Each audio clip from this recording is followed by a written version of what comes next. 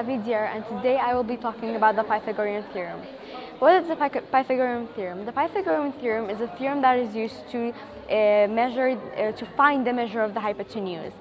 The hypotenuse is the line in front of the angle of 90, and the rule of the Pythagorean theorem is when leg A and leg 2, we find the two square roots of those and we add them together to find our hypotenuse.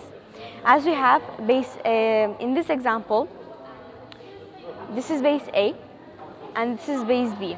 Our base B is perpendicular and our base A's measure is 20. So for example, our base B's measure is 14 and we're gonna make it 14 like that.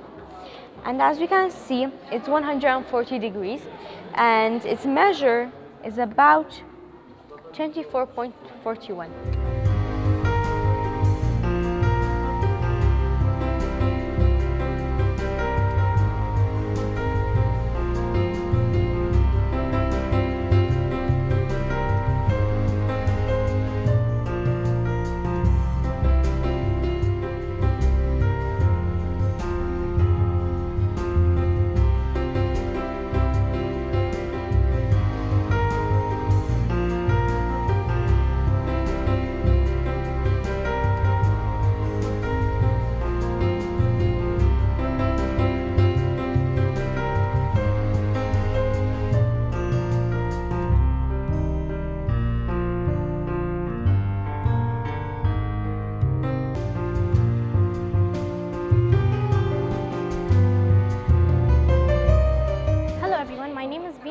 In grade 7 in Clever Private School. So I made this project about number line. A number line includes positive integers, negative integers, also zero. Zero is neither positive or negative.